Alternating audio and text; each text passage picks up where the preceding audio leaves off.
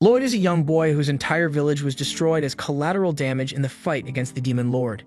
You can tell by the look on his eyes that he has clearly seen some crazy trauma-inducing stuff, and when Merlin finds him standing there, she feels guilty because it was her carelessness that led to this destruction. To atone for her mistake, she decides to take Lloyd in and give him a new home with her. And while he's living with her, she also decides to train him in the ways of magic. The first spell she tries teaching Lloyd is the flame spell, and her teaching method basically involves showing Lloyd the spell for approximately 3 seconds, and then telling him you won't get dinner today if he can't replicate the spell on his own. Against all odds, by evening time, Lloyd finally manages to create a small flame in his hand, but when he shows it to Merlin, instead of being supportive, she calls his fire pumy and singes his eyebrows with a wall of flame for not doing it well enough. But she does let him have dinner since he learned the spell. The next day, Merlin switches training subjects and tells Lloyd he will be learning water magic today. She gives him a small demonstration and swipes her foot across the ground, creating a small spout of water. She then asks Lloyd to do the same, but after trying it, all he is able to do is make the ground a little wet, and he seems pretty proud of himself, but Merlin isn't impressed. So she pours a ton of water on Lloyd to show him what real water magic looks like. As time goes on, Lloyd's training continues with him doing his best to learn spells and Merlin punishing him for not doing it well enough. But as it turns out, her training methods are actually really effective because by winter time, Lloyd's skill with magic has improved so much that he can now create a snow sculpture of Merlin with the wave of a finger.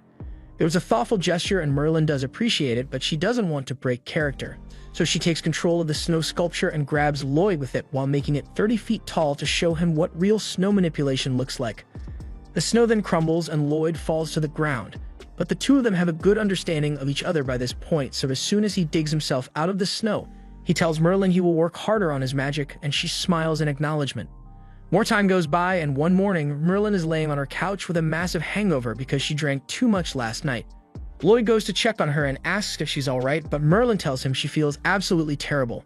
Lloyd wants to help, so he puts his hand on her forehead and activates his white magic to help her recover from her hangover, and after a few seconds, Merlin suddenly feels a lot better. She sits upright and hugs Lloyd while thanking him for healing her. But now that she's back on her feet, she says it's time for them to get back to his magic training.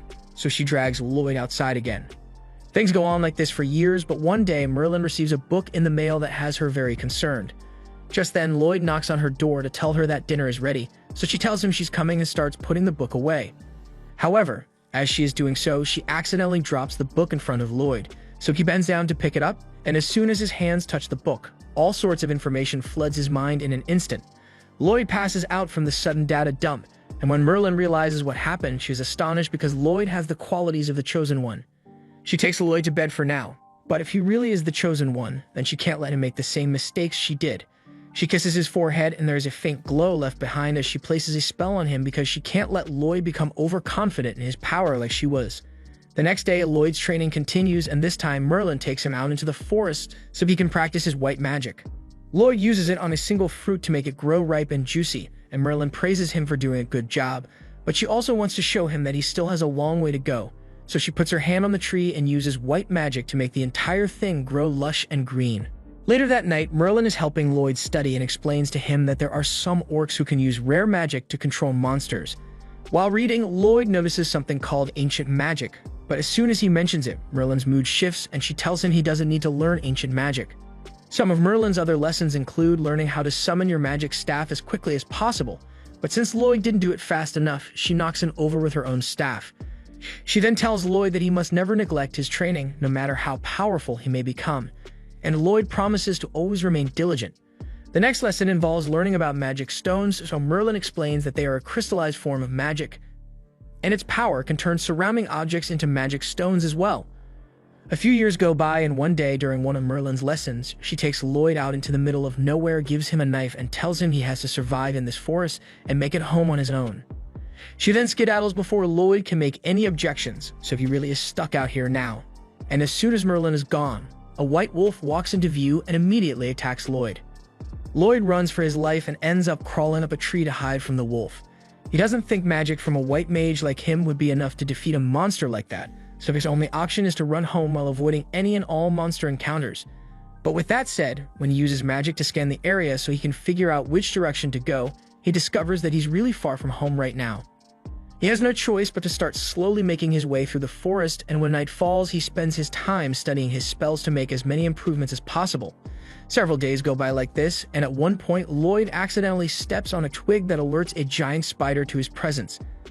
Lloyd starts panicking and immediately runs in the opposite direction, while using a haste spell to boost his speed enough to outrun the spider. Eventually, he manages to make it home in one piece, but he collapses from exhaustion right outside the door, and when Merlin sees him, she is really proud of him for making it back on his own. A few more years go by, and one day, while Lloyd is busy cleaning, he notices a book on Merlin's desk about a town. So he asks her if he can borrow the book out of curiosity, and she tells him he can have it. By this point, Lloyd has pretty much completed his training, so he doesn't have to deal with Merlin's constant lessons anymore, but now, every other day, she drags him off to help her develop new magic because Lloyd's talent for spell development is great, and he's glad she's treating him as an equal now. But he hasn't gotten any sleep in the past week because Merlin keeps making him stay up all night for the sake of magic research.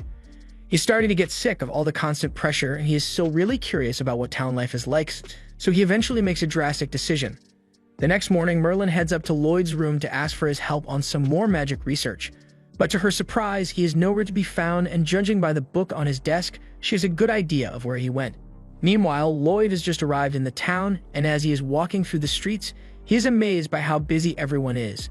Since this is the first time he has ever been in a town, once he buys a piece of bread, he runs out of money entirely, so he realizes he needs to find a job soon. And as luck would have it, an adventurer recruitment poster blows straight into his face, so Lloyd decides to sign up for the position. All the while, a mysterious man has been following Lloyd, and he seems rather intrigued by Lloyd's choice. After Lloyd signs up to join the adventurer's party, he heads to the top of the castle with his new party to fight a giant cyclops. The leader of the party, Alan, asks the healer, Sheena, to heal him. But right when Sheena is about to do so, Lloyd casts his refined stat buff magic, so everyone feels better than ever. However, none of them realize that Lloyd was the one behind it since he didn't say anything.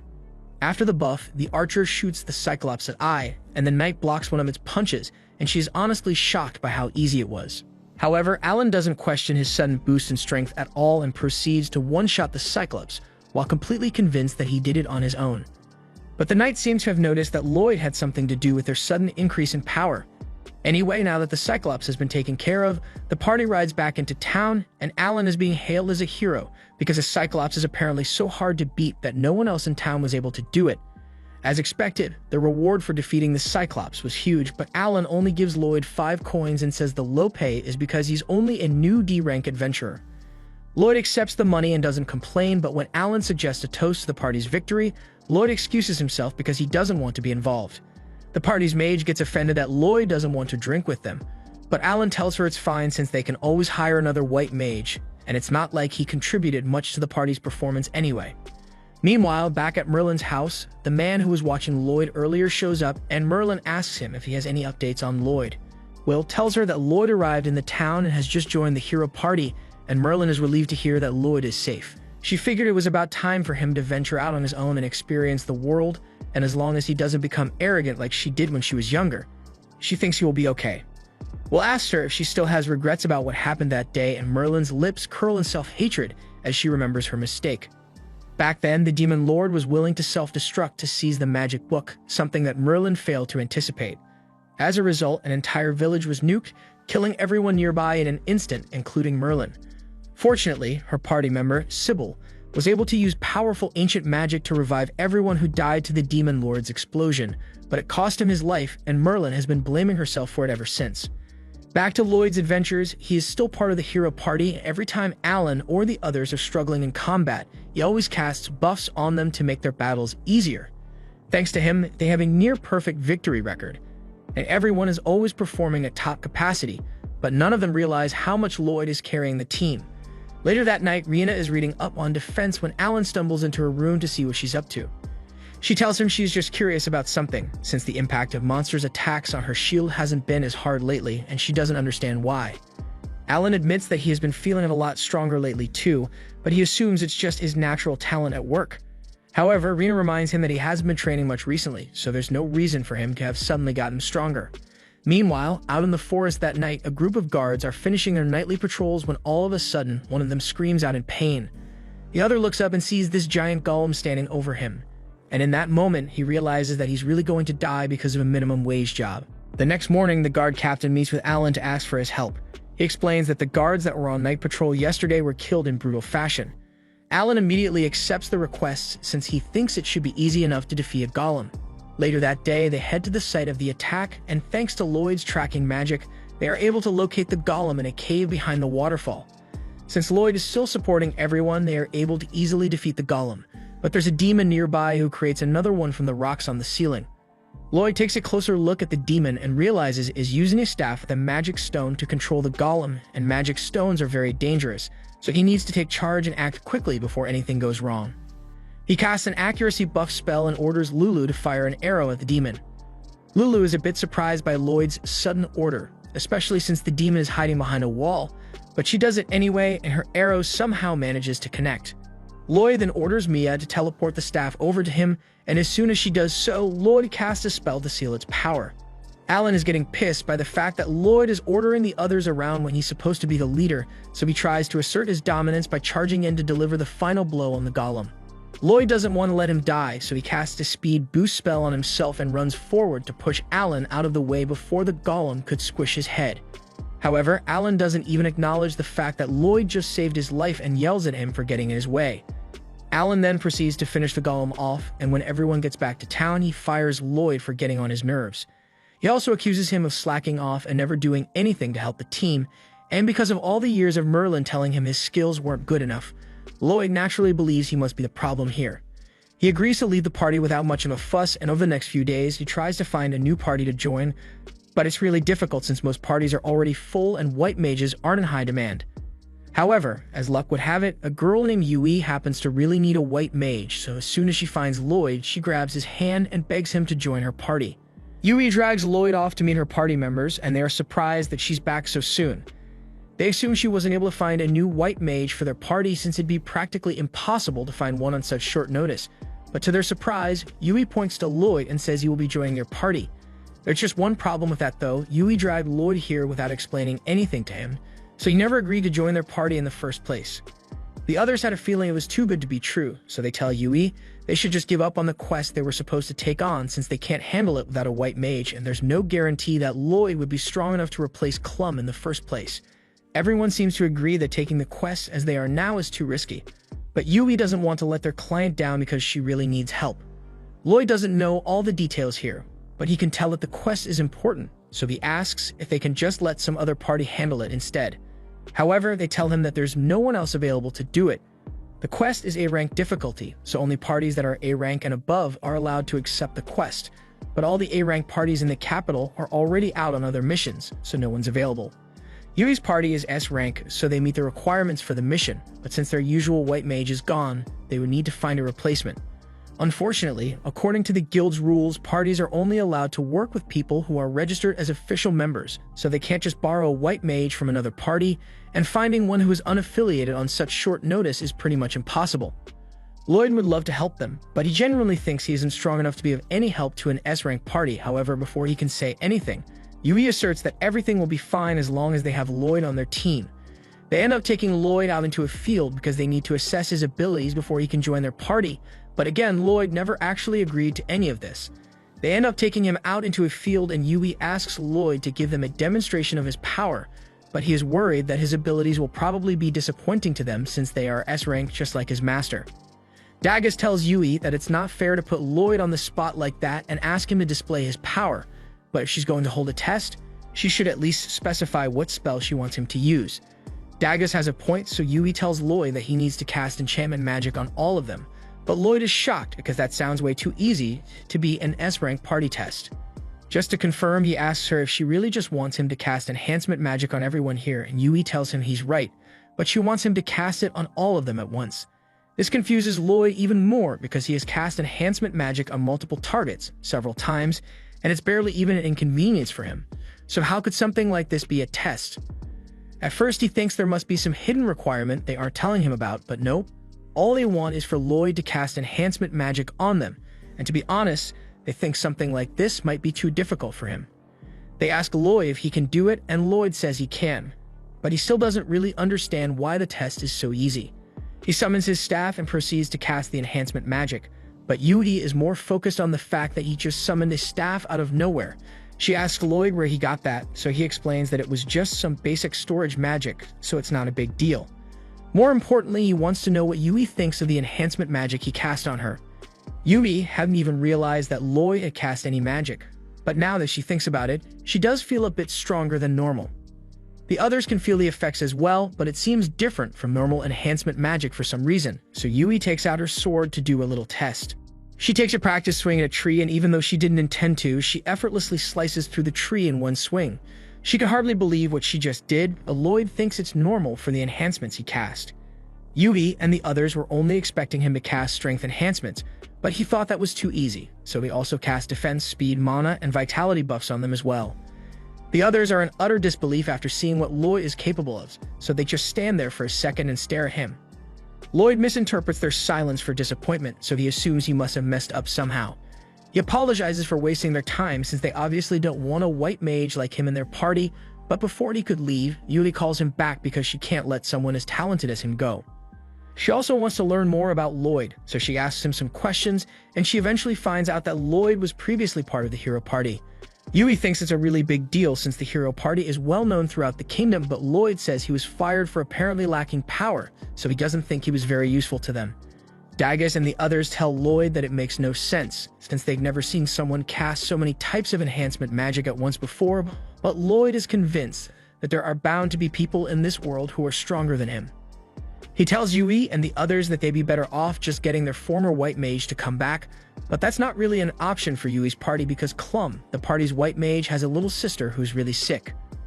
Up until recently, Clum has been taking care of her sister every day while also adventuring, but has been wearing her down a lot, so much so that she isn't able to focus on the battlefield, which is why she ended up quitting. They all know that Clum only quit because she didn't want to be a liability to them, and they don't want to see her go, but they have to respect her decision. That's why they've been looking for a replacement white mage to take over for her. Normally, they just do the quest without a white mage, but A-rank quests are particularly difficult to handle without a dedicated healer.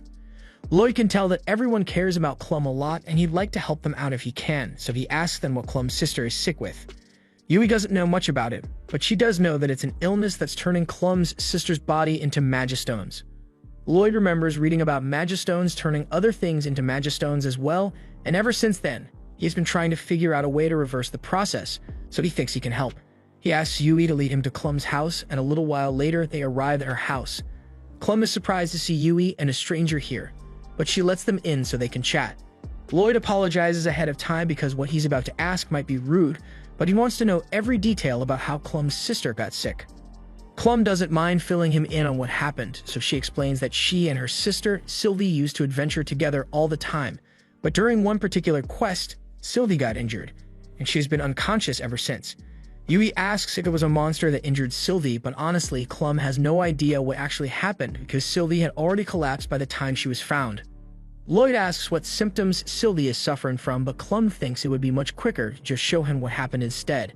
She leads Yui and Lloyd to the door to Sylvie's bedroom, but she warns them to brace themselves because they may not be ready for what they are about to witness. As soon as Clum opens the door, Lloyd and Yui are hit with a wave of unpleasant mana, and it's all coming from Sylvie. Clum takes the covers off Sylvie's body and reveals that her arms and feet have already begun to transform. This is the first time Lloyd has actually seen the effect of magic stones on a person, and he is shocked by how bad it actually is. Sylvie's mana has gone out of control for some reason, and it's causing her body to transform bit by bit, so it's only a matter of time before she is entirely consumed by the magistones. Lloyd asks Clum to let him take a look at Sylvie, since he has something he wants to try, and if his hypothesis is correct, then he might be able to cure Sylvie. Clum finds it hard to believe that Lloyd would be able to cure Clum when all the best healers in the country could do nothing for her. Lloyd tells her that Sylvie's sickness is likely the result of her being pierced by high-purity magistones. He asks Clum if the cave Sylvie got hurt and had a high mana density, and Clum confirms that he's right. In fact, the quest they were on that day was to gather magistones from the cave, so that might have something to do with it. Lloyd asks her to show him where Sylvie's wound is, so Clum points at it, and just as Lloyd had expected, a magistone must have entered Sylvie's body through her wound, and the magistone's mana is what's transforming her. So far, all of Lloyd's deductions have been correct, so Yui asks Clum to put her faith in him so he can perform the operation to save Sylvie's life. Once everything is ready, Lloyd casts a spell and begins draining mana straight out of Sylvie's body, but absorbing all that dark energy is really taking a toll on him. Sylvie's illness was caused by her mana going berserk after being afflicted by a Magistone, so if Lloyd wants to turn her back to normal, then he needs to remove as much mana as possible from Sylvie's body. But he also needs to make sure he doesn't accidentally kill her from mana depletion, so he plans to heal her while simultaneously draining her mana. He begins casting the spells, but Clum doesn't recognize the heal spell that Lloyd just used, so she asks him if there's anything different about it. Lloyd explains that he needs to do something with all the extra energy he's getting from Sylvie's body, so he's going to use an inferior heal spell to burn it since the version of the heal spell consumes a lot of mana. Yui doesn't know much about white mage lingo, so she asks Clum if what Lloyd is doing is impressive. However, impressive doesn't even begin to describe what Lloyd is doing. He's using a spell that he designed on his own, and he's casting 2 types of magic alone, which is already impressive, but he also has more willpower than any normal person. As Lloyd continues healing, the Magistone transformation on Sylvie's body begins to regress, and by the time Lloyd is done, she has finally returned to normal. That took a lot of effort to pull off, so Lloyd is winded now that he has completed it. Before long, Sylvie finally wakes up, and Clum is brought to tears at the sight of her little sister awake and alert again. Clum thanks Lloyd and Yui for everything they have done for her, but once Sylvie is back to full health, she plans to go adventuring with her again. Yui is disappointed that Clum won't be rejoining her party, but she understands that Clum needs to stick by her sister's side, so she heads down the hall and says goodbye. Lloyd is about to leave as well, but before he goes, Clum calls him back and asks him to take good care of the party for her. Lloyd tells her he isn't even an official party member yet, and he thinks he's still too weak to be useful. Clum has no idea what Lloyd means when he calls himself weak, but she tells him to let his heart make the decision for him.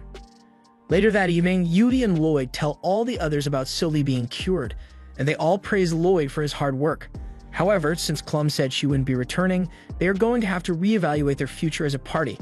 Lloyd has come to like everyone here in a short amount of time he has known them, and he can tell that they all genuinely care for their teammates, unlike the hero party. He nervously asks them if they'd still want to accept him as their healer, and everyone was kind of hoping he would eventually agree to join them, so this is really good news for their party. To celebrate Lloyd officially joining their party, Yui tells him he can eat as much as he wants tonight because they'll cover the bill, and that's the nicest thing anyone has done for Lloyd since he came to this city. He digs in and starts devouring plate after plate of food because it tastes incredible to him. But the others don't understand why he's praising the food so much because this is pretty average for the city. Lloyd can't believe such complex flavors are considered average here, and it makes him start to question the food he ate as a child. The others ask what kind of food Lloyd used to eat, so he explains that he just ate whatever mushrooms or herbs his master grew in the garden with some meat hunted from the forest. But his master had the cooking skills of someone who considers salt spicy, so the food she made was always bland.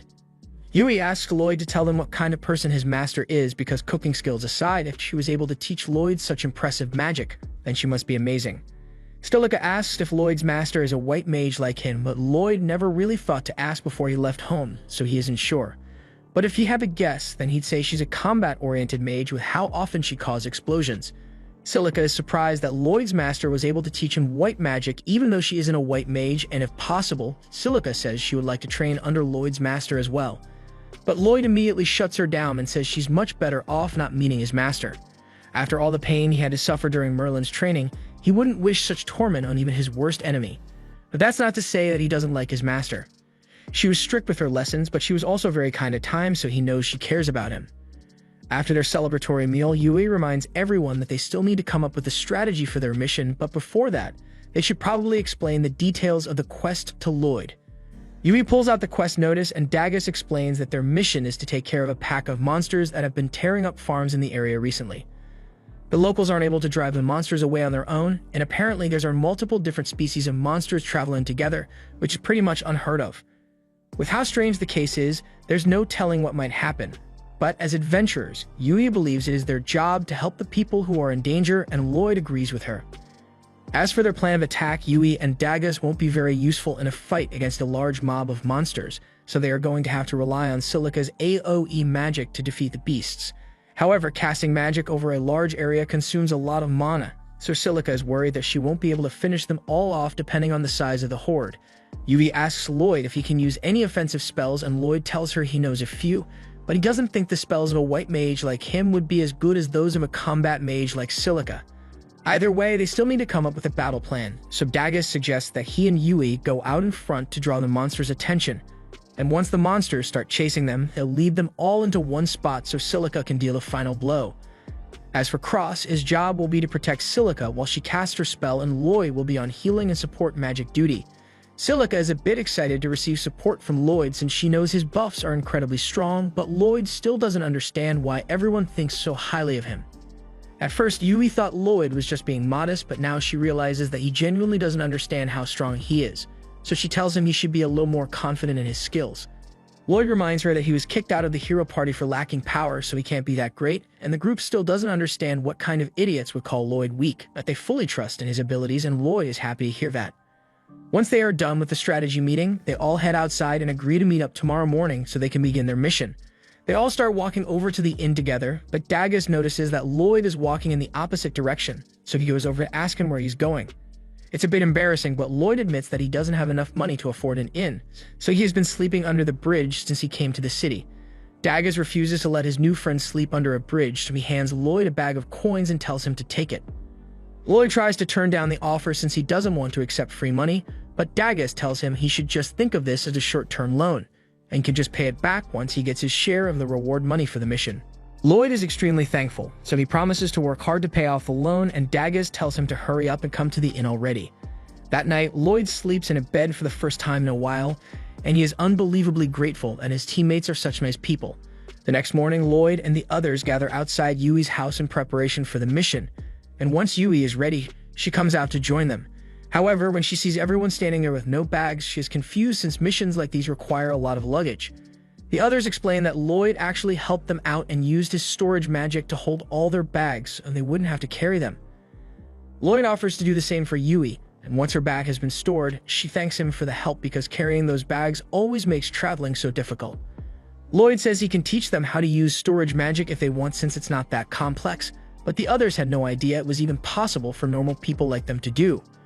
Lloyd explains that everyone is born with at least a little bit of mana, so it should be possible to learn storage magic, although it takes a lot of practice to increase the storage capacity of your spell.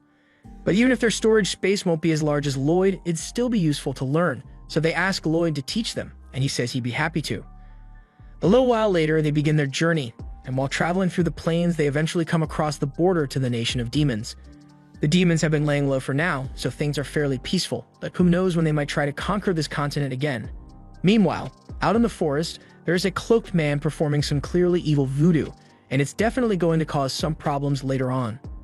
Lloyd and the others eventually make it to their first checkpoint for the trip, and they got here a lot earlier than they expected, so they plan to set up camp near the water. Lloyd pulls all the camp gear out of his storage and everyone begins working together to set up the tents and prepare a fireplace for nighttime. It takes a while, and by the time they are done, Yui is all sweaty from the hard work. She asks Dagus if she can go take a bath in the river now, but Dagus says there's still a lot of work to be done because Yui needs to gather the firewood for tonight's dinner. However, Lloyd says he's willing to gather the firewood for Yui, so she thanks him and grabs Silica and drags her off so they can take a bath together. A little while later, Lloyd is out in the forest collecting dry wood, and once he's got enough, he prepares to head back to camp, but just then, he hears a scream coming from the water nearby. Yui and Silica were taking a bath just like they said they would, but they weren't expecting to run into a basilisk in the water here. To make matters worse, they are both currently unarmed, so if Lloyd doesn't do something soon, then they are going to be eaten. He slides down the cliffside and launches a small fireball to get the monster's attention, and while it is distracted, he tells Yui and Silica to swim over to the shore.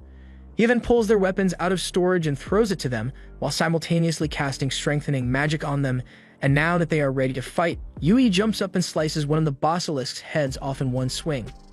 Silica then yells for Lloyd and Yui to take cover, because she's about to cast a fireball, so they both jump out of the way and Silica launches a blast that incinerates the rest of the basilisk in one hit.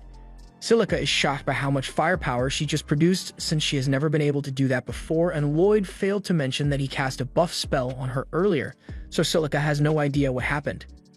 Also, at one point, Yui's towel falls off her body right in front of Lloyd, but she'd rather not talk about it. Back at camp to take her mind off it, Lloyd decides to start teaching everyone how to use storage magic, and he basically tells them they need to use their hands to open a hole in space so they can store their stuff. It's nowhere near as easy as Lloyd made it sound, but they decide to give it a try anyway.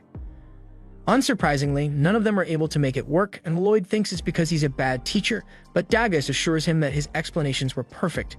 It's just going to take a while for them to figure it out since they are beginners. Just then, Silica comes up with the bright idea of chanting storage, and when she does, her storage space actually opens up, so the others realize the mistake they made. They had been trying to cast the spell silently, since that's what Lloyd always does, but they aren't Lloyd. They all try doing it with incantations this time, and eventually, they are all able to get their storage spaces to work, although they still need a bit of practice. Later that night, after everyone has had dinner, Lloyd is sitting by the fire when Yui comes over to talk to him. She tells Lloyd she wants to thank him for joining the party, but Lloyd says there's no need since he was looking for a party to join anyway. Yui still feels a bit guilty because she did kind of pressure him into it, but Lloyd knows she was only being pushy because she was eager to get this quest done. Speaking of which, Lloyd asks her why she is so personally invested in this quest, because he thinks it's strange when she has no connection to the area that's under attack. Yui explains that it reminds her of her hometown because when she was a child, her village was attacked by monsters. She was the sole survivor of the incident, and it left her with lifelong trauma, so she can't just stand by while the same thing happens to another village. Just then, Lloyd hears a strange sound nearby, so he tells Yui to go wake the others up because they need to move. A few moments later, a large group of average-sized spiders come marching through the forest, and at first the group manages to stay hidden to avoid a confrontation. But then Yui accidentally steps on a twig, alerting all the spiders their presence. They'd all pull out their weapons and prepare for a fight, but almost immediately, one of the spiders manages to get a hold of Silica's wand and throws it up into a tree so she won't be able to cast any more attack spells. The situation is getting serious, so Lloyd takes charge and tells everyone he has a plan. First, he casts enhancement magic on everyone to make them stronger and sends Yui out to hold the spiders off, after which he asks Cross to go retrieve Silica's staff from the tree. Once the staff is back in Silica's hands, Lloyd instructs Silica and Cross to combine their attack to finish the spiders off. Lloyd's plan worked perfectly, and he is glad that everyone is safe, but he is worried he might have stepped out of line by yelling out orders like that. Lloyd apologizes for giving out orders when he's not the leader, but none of them care about that since Lloyd is knowledgeable, so his orders were actually really helpful.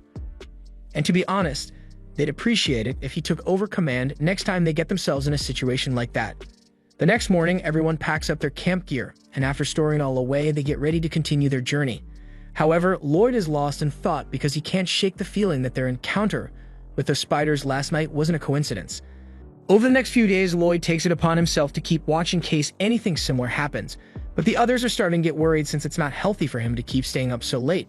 They offer to go back to taking rotating shifts, but Lloyd tells them he's perfectly fine like this since he's used to staying up late. After all, with how mediocre his skills are, this is the only way he feels he can contribute to the team. That's absolutely not true and everyone knows it, but even after all the time they've already spent trying to convince Lloyd that his skills are extraordinary, he remains completely oblivious, so Silica tells her to just drop the subject for now so they can get some sleep. But before they go, she begs Lloyd not to push himself too hard. The next morning, the party continues their journey, and Yui is getting concerned about how low Lloyd's confidence is. So when she sees him silently casting a spell over there, she walks over to ask what he's doing. Lloyd explains that he's just casting a simple detection spell to see if there are any monsters nearby, but there's nothing simple about that. Detection magic is so rare that Yui has never actually met anyone that was capable of using it, but to Lloyd, it's something that's not even worth mentioning. He says his detection range isn't even that large, just a few kilometers, but he thinks it would be safer if he used the detection magic periodically for the rest of the trip to make sure the area is safe. Yui agrees that using detection magic would make their journey a lot safer, but she worries that making Lloyd use something as impressive as detection magic so frequently might be a little too much of a burden for him. She asks if there's anything she can help him with, but Lloyd tells her he can handle it on his own, so her help isn't needed. Later that night, Lloyd is staying up to keep watch again, and while they are in their tent, Yui and Silica start wondering if Lloyd might not trust them or something. She knows Lloyd is very capable, but so far he has refused to rely on any of his teammates even though they are meant to be companions. Silica doesn't think it's really something to be concerned about since it's natural for people to take a while to warm up to their teammates. In fact, when the team first got together, Yui and Silica barely ever spoke to each other, but over time their bond grew stronger and they became great friends. Lloyd's case is a little different since he seems to think he's weak for some reason, so he's desperately trying to prove himself even though he doesn't need to. There's probably a reason that he acts the way he does, and she's sure that Lloyd will eventually open up to them about it if they give him enough time. Meanwhile, outside, Lloyd is still busy with the night watch when Daggers comes up to him and says he has a favor to ask. He needs Lloyd to come help him with something, and Lloyd says he'd be happy to help, but he doesn't feel comfortable abandoning his night watch post. Cross then comes up and says he can handle the watch while Lloyd is gone, so Lloyd ends up agreeing to go with Dagus. They head a little deeper into the woods, and Dagus sets up a complex chime system along the trees. Lloyd asks what this is for, so Dagus explains that the chimes will alert them if any monsters approach, meaning Lloyd doesn't have to stay up all night keeping watch now. Lloyd begins to protest since he won't be able to use his detection magic while he's sleeping, so Dagus asks him if he really trusts him that little. Lloyd immediately denies it, but from the way he has been acting lately, it certainly looks like he doesn't trust the party. He always insists on scouting alone, and he refuses to let anyone else do the night watch or help him. Lloyd assures Dagus that he definitely trusts the party, but for years, Merlin has been telling him that he needs to learn to do everything independently, and the first party he joined after coming to the capital called him useless, so he thought he needed to push himself in order to be useful to them. Dagus doesn't feel like Lloyd is a burden at all, but even if he were holding the team back a little, he'd have no problem with that. The whole reason they formed the team in the first place was so they could rely on each other for help, but Lloyd had literally never even considered the idea of relying on others, so it is a massive revelation to him. Dagus wonders what kind of torture Lloyd must have been put through to end up like this, but for now he says they should just get some sleep. The two head back to the camp, and Cross stands guard while Lloyd and Dagus get some shut-eye in the tent. Lloyd isn't used to the idea, but having true companions sounds nice, so he wants to give it a try. The next morning, Lloyd finds Yui and asks her if she can help fetch some water, but Yui just stands there frozen in disbelief for a moment because this is the first time Lloyd has ever asked her to help him with anything. But she is glad that Lloyd is finally relying on her, so she happily agrees to help him. Meanwhile, in a nearby castle, an evil count receives a report saying all the magic stones have been placed just like he requested. Michaels is pleased to hear this since everything is going according to plan, and thanks to the monster attacks he set up, almost all the adventurers in the capital have been dispatched on missions. Now, the only ones left there are the low-ranking adventurers and the hero party, and honestly, Michaels would have preferred it if the hero party was gone as well, but he's confident he can overwhelm them with his forces easily enough, so it won't be a problem. Back in the forest, Lloyd and the others keep moving forward, but Yui is starting to get a bad feeling about this place. It's unnaturally quiet here, and the others think it's strange that they haven't encountered a single monster since they entered this part of the forest.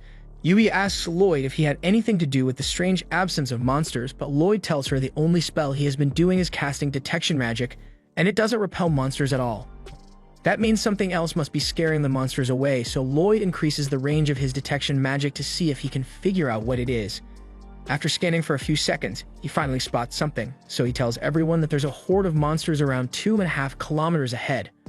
According to the map, that's the direction of the farm they were heading to, but before they talk about that, Yui asks Lloyd if seriously just scan everything in a 2-kilometer radius. Lloyd confirms it, and he still doesn't think it's anything special, but the others tell him that's over 10 times the distance that even the most talented mages are able to use. Lloyd had no idea 2 kilometers was so impressive, but he instinctively feels the need to downplay his accomplishment, so he tells everyone that 2 kilometers is pretty much his max, and it consumes a lot of mana, so he can't do it often, but that doesn't make it any less impressive. Yui is getting really frustrated by how dense Lloyd is when it comes to recognizing his own power, but they've got a mission to deal with right now, so they will have to knock some sense into him later.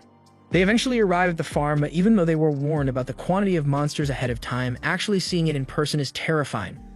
The large number of high wolves aside, Lloyd remembers the report saying that there were many different types of monsters in the horde, so he is wondering where the rest of them went. The others agree with him since they know for a fact that there should be monsters in the forest that are stronger than the wolves here, so there's no way the wolves would have come out on top if the fight broke out.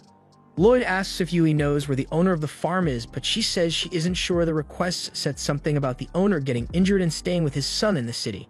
Just then, Cross notices something strange down in the farm, so he tells the others to take a look, but they can't see anything because their vision isn't as good as Cross's. Lloyd can't see what's down there either, so he casts enhancement magic on his eyes, and now he is able to spot the ominous stone sitting in the middle of the farm. He casts the vision buff on the others as well, and they all agree that the stone looks like bad news, but from what Lloyd can tell, he believes it might be orc magic. Merlin once told him that orc magic is capable of controlling monsters, so someone must be using that magic stone to lure them all here.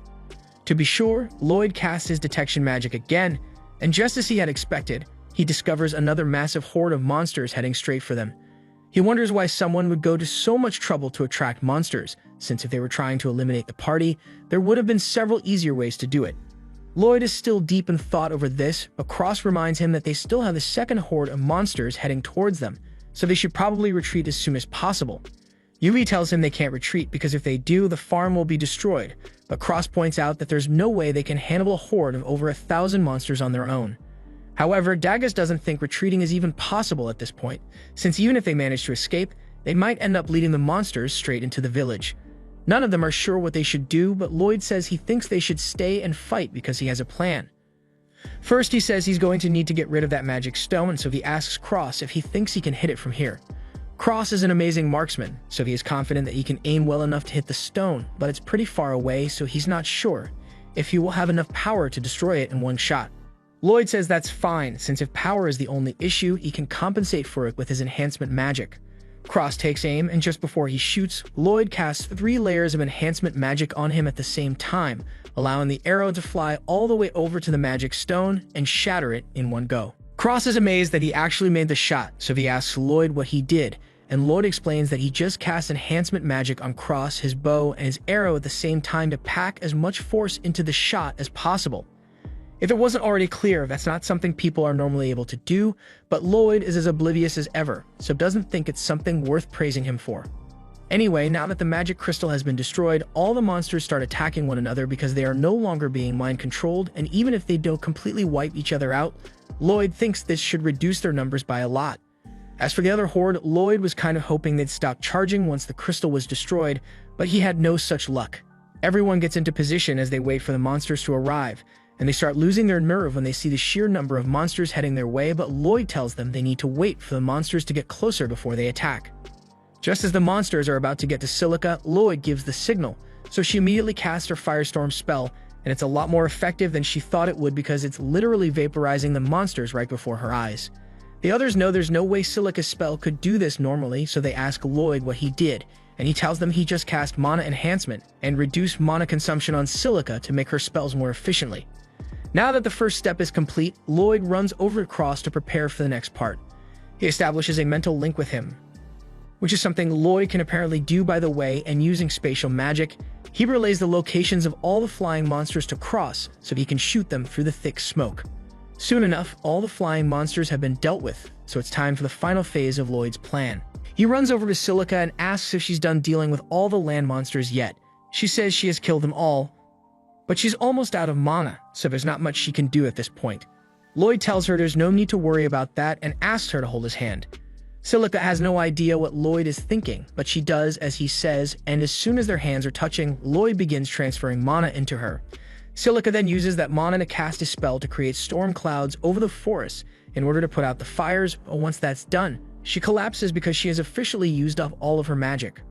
Lloyd is exhausted as well, but even though Yui and the others are praising him for basically carrying the team on his back throughout the operation, the only going through his mind is how inadequate he is for getting tired after the subjugation of 1,000 monsters.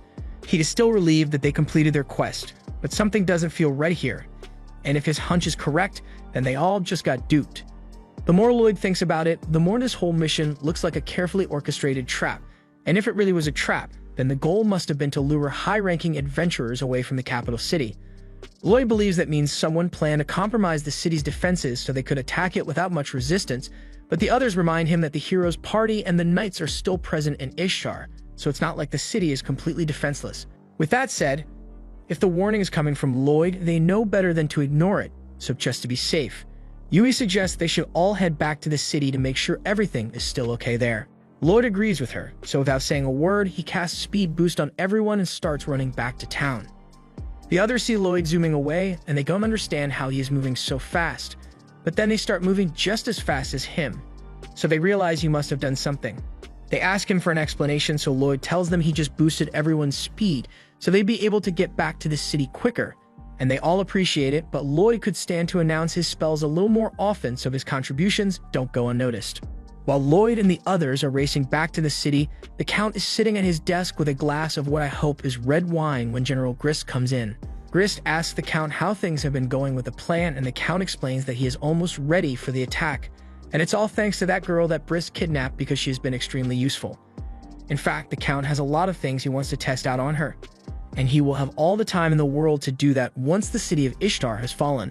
Risk gets the feeling that the Count is plotting something really messed up, but he decides not to question it since the Count was once the right-hand man of the Demon Lord, so his skill isn't something to be questioned. Meanwhile, the girl is locked up in the Count's dungeon, and every so often he brings her some magic potions and proceeds to harvest her magic in order to create those beast-attracting magic crystals that he has been using. And it has already happened so many times that the girl has lost the will to fight back.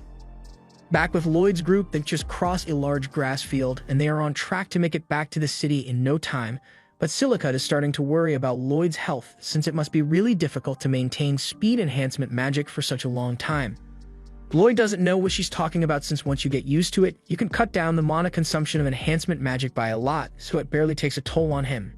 The others ask what he means by getting used to it, so Lloyd explains that when he was younger, Merlin dropped him off in the middle of the forest and left him there until he could find his way home on his own. Of course, as a white mage, Lloyd couldn't defeat the monsters alone, so all he could do was cast support magic on himself and run away to survive. As a result, he tried all kinds of magic constantly before he finally made it home. The others are shocked by what Lloyd had to go through, but he says he's sure it's just a common training routine, so it's nothing special. Yui and Silica pause for a second after what Lloyd just said, and they are surprised they have to tell him this, but legal guardians usually don't drop their children off in the woods to fend for themselves.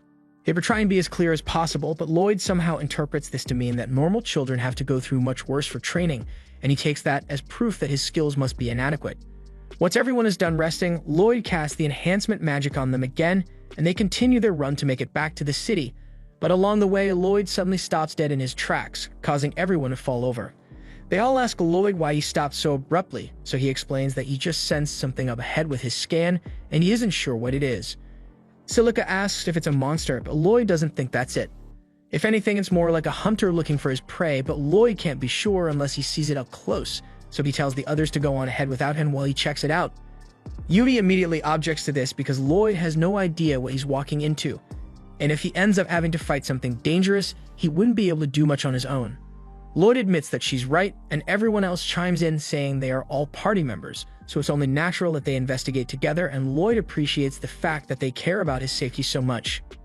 Lloyd leads them all to the source of the disturbance, and now that he is closer, he can say with certainty that there are demons inside that house. When Yui hears Lloyd mention demons, she asks him if he's sure, since demons are usually only found in the Magocracy. Demons have been trying to take over this continent for ages, but right now, they should be prohibited from entering the continent's 3 major nations. The others look at Lloyd with a puzzled look on their faces because everything that was just said is common knowledge, but he's acting as if he is hearing it for the first time. Lloyd is a little embarrassed to mention this, but he admits that he doesn't have any memories from his childhood. In fact, his earliest memory is from the day Merlin took him in, and by then the war was already over. Anyway, if there really are demons here, Dagus thinks they should go report it to the City Knights as soon as possible, and Lloyd agrees, but before that, he would like to gather a little more information first. The others tell him it'd be too risky to get any closer right now, and Lloyd is aware of the dangers, but the mana he is sensing from inside that house is similar to the mana from the magic crystal that attracted all these monsters, so it stands to reason that the demons in there are connected to the mastermind behind the plot to attack the city. If that's the case, then Lloyd thinks gathering more information is worth the risk, and Yui agrees with him, so she convinces the others that it is their duty as adventurers to protect the people, and the demons most certainly pose a threat to the people. Besides, if they are lucky, they might be able to prevent the attack on Ishtar altogether if they stop the demons here, so they might as well try. However, when they walk up to the house's window and peek in, they are shocked to find out that it's completely empty. Lloyd does another scan to be sure of the location, and he figures out that the demons are underground and they look like they are up to no good, so he asks Silica if she can use earth magic because that's the only way they can get down there. Silica confirms that she can use earth magic, so Lloyd casts enhancement magic on everyone, and she uses her sand pit spell to form a hole in the ground, causing them to fall on top of the demon's ritual. The demons are all shocked and confused, so they demand to know who the intruders are, but Yui holds her sword up to one of the demon's faces and threatens to kill him if he doesn't tell them what they are up to. However, before anything happens, another demon intervenes and uses earth magic to send a bunch of rocks flying at Yui, forcing her to shift her attention long enough for the demon to escape. He runs past the demon who saved him, and shortly after, Cross shoots one of the demons in the chest, so the first one heads straight for the door, ditching all his friends and runs into the hallway while locking the door behind him so Yui can't follow. The demons that were left behind try to sneak up on her while she's busy with the door, but Cross steps in and shoots both of them in the thighs, allowing Yui to cut them down with ease. Now that all the demons in here have been taken care of, everyone regroups and prepares to go after the final demon. On the other side of the door, the demon is using magic to wrap the girl up in a cocoon so he can transport her out of here. However, Yui and the others soon come crashing through the door, so he turns on his heel and tries to flee. They all chase him up the stairs and out into the open. But at this rate, he might actually get away, so Lloyd asks Yui to run out ahead of the demon to cut him off, while he asks Silica and Dagas to come in from the sides to box him in. Eventually, the demon is left with nowhere else to run, so Lloyd tells him to surrender already because he has a lot of questions for him. However, the demon refuses to give up, and in one final act of desperation, he casts a lightning spell in hopes of wiping out the party, but Lloyd sees it coming, so he casts magic shields over everyone to deflect it, and the last strike ends up piercing the demon through the chest, so he's done for. With the demon dead, Lloyd takes control of the cocoon and unravels it, but he is shocked to find a beast girl in there. For now, they all take her back to the cabin and put her in bed so she can rest, but with all the demons dead, they can't question them for answers, so the only one who might know something is this girl, and she doesn't look like she'll be waking up anytime soon. Dagas asks Lloyd if he can heal her, so Lloyd says he will give it a shot, raising his staff over her body to begin the healing process. Silica is amazed by how efficient Lloyd's healing magic is, so Lloyd casually tells everyone he made a few improvements to it in his spare time. Yui wants to be as clear as possible here, so she tells Lloyd that most adventurers aren't capable of improving spells at all. In fact, it is almost unheard of for people to even tweak their spells, so what Lloyd has been doing is truly incredible. Lloyd had no idea tinkering with spells was such an extraordinary skill, since Merlin would often force him to help her refine her spells, but at least he understands Yui's point well enough to not downplay his talent this time.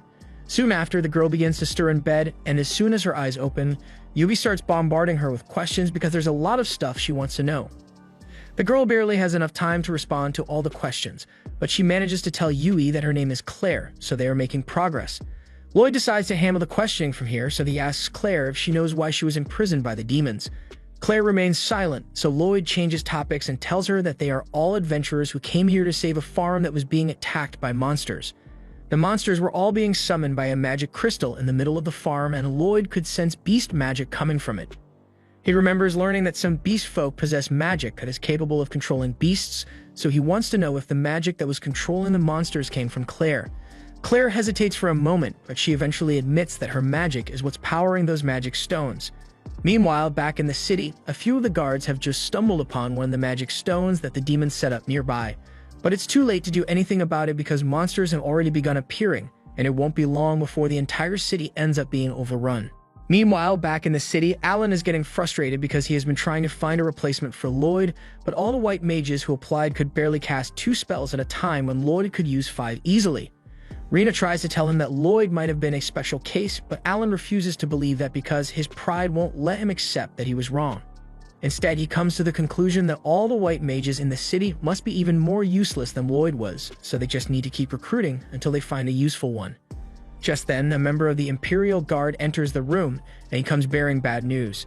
He informs the party that monsters have been spotted outside the city, and there are over 10,000 of them, so the king would like the hero party to assist in defending the city. Alan still thinks he and his party are the strongest there is, so he agrees to the mission without giving it much thought.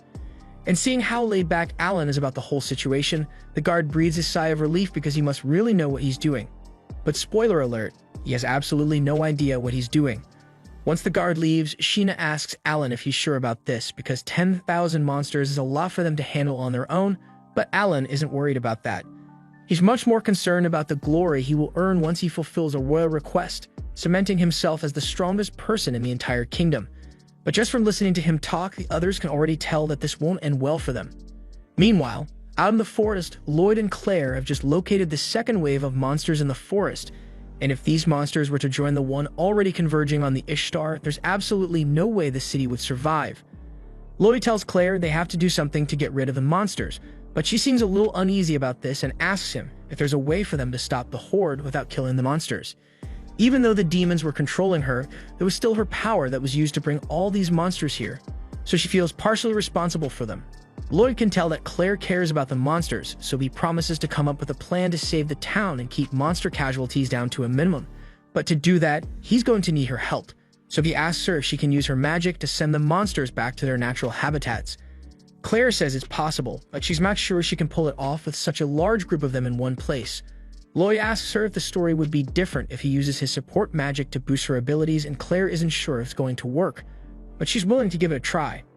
She attempts to use her magic to communicate with the monsters, but before she can activate the spell, it is interrupted by something in the forest, and she won't be able to do anything until they figure out what's causing the interference.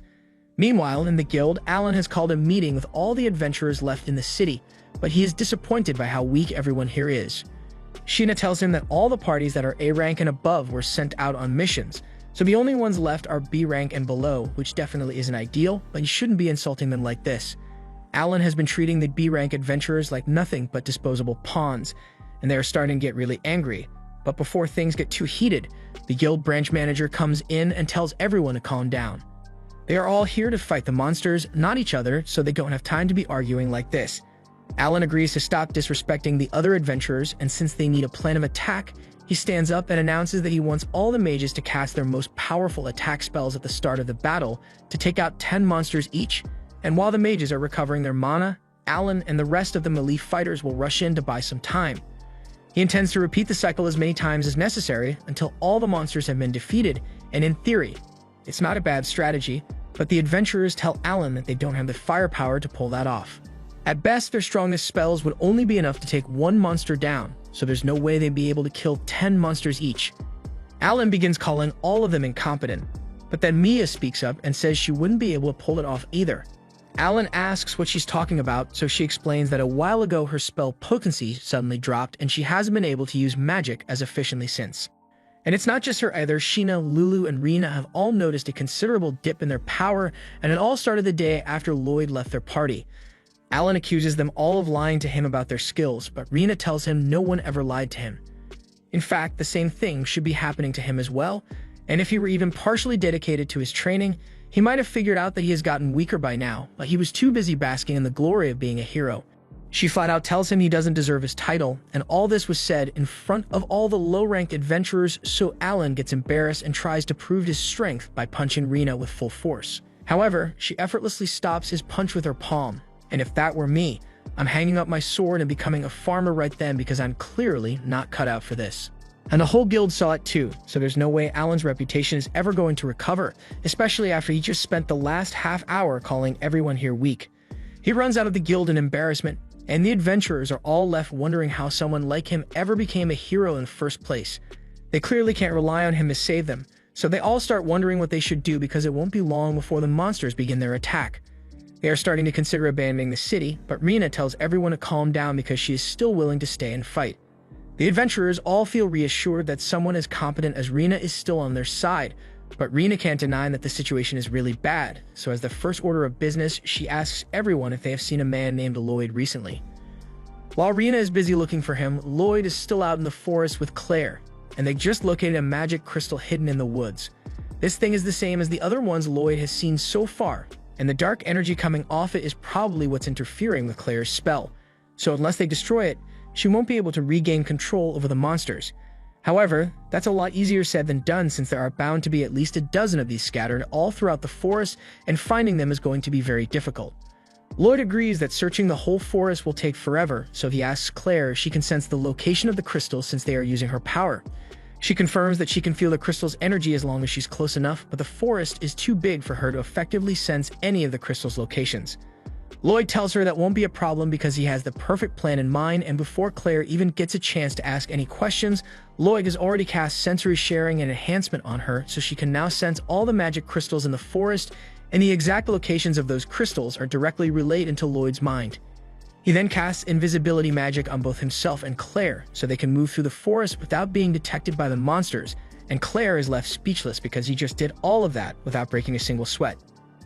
Anyway, the two of them manage to sneak past the monsters, and Claire begins dispelling the dark magic in the crystals, while over in the city, all the adventurers have gathered outside the walls and are preparing for battle, but they are all still pretty worried. Earlier, Rena explained to them all that the person behind the success of the hero party was Lloyd, and he's the only reason they were able to come this far. If he was truly so important, the other adventurers ask her why Lloyd was kicked out of the heroes' party, and she admits that it was because of their short-sightedness. The title of heroes got to their heads, So when they performed well in battle, they always assumed it was due to their own strength, completely ignoring the effort Lloyd put into supporting the team. She tells them that their only hope is to ask Lloyd for help, but the guild manager tells her that Lloyd isn't in the city right now. A while after he was kicked out of the hero party, he joined an S-rank party and went out on a monster subjugation mission. The journey to get there would take several days for a normal person, but Rena correctly surmises that Lloyd would be able to speed up the travel time with his support magic, so if they are lucky, then he might be on his way back right now. They don't really have any other options right now, so Rena tells everyone that they are going to be betting it all on Lloyd making it back in time to save them. They all trust Rena's judgment, but they can't shake the impending sense of doom they get when they see what they are up against.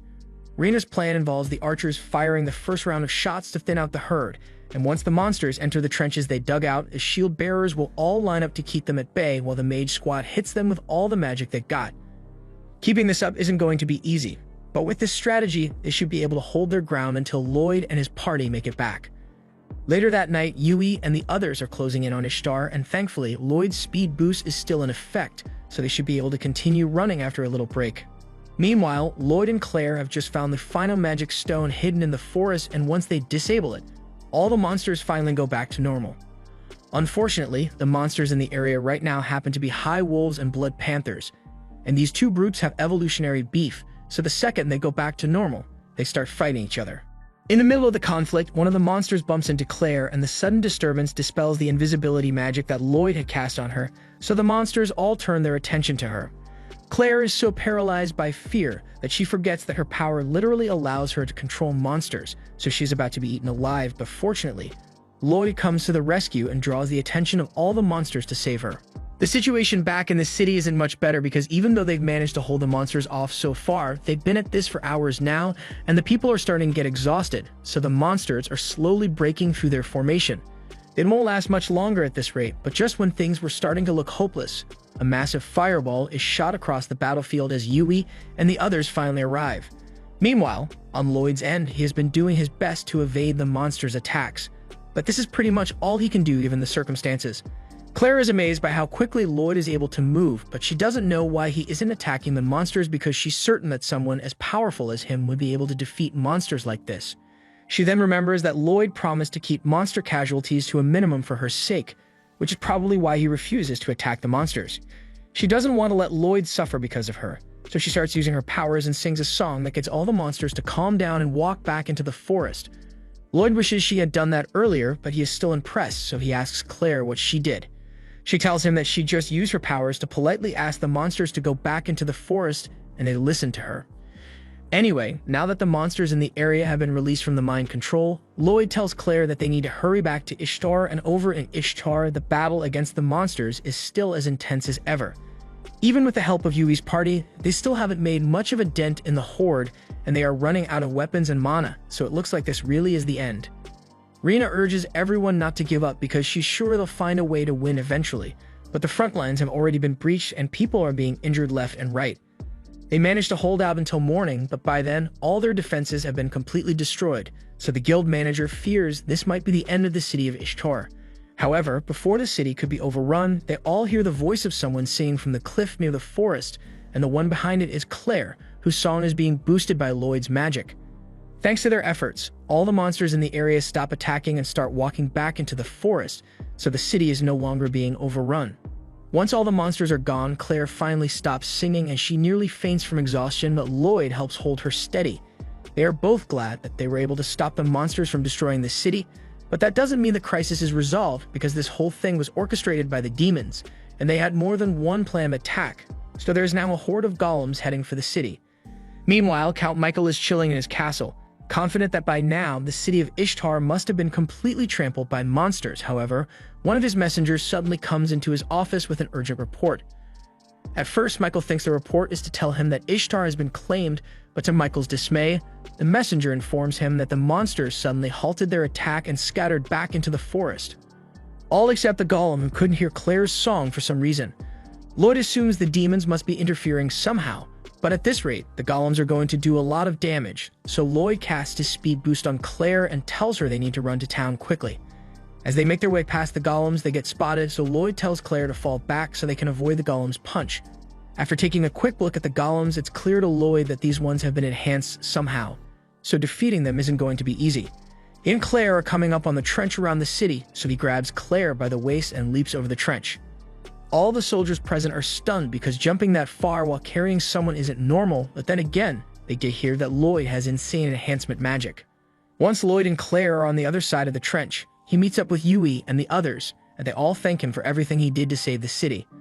Lloyd tells them they should be thanking Claire because it's her magic that got most of the monsters to leave, but the golems are still on their way here, so they need to prepare.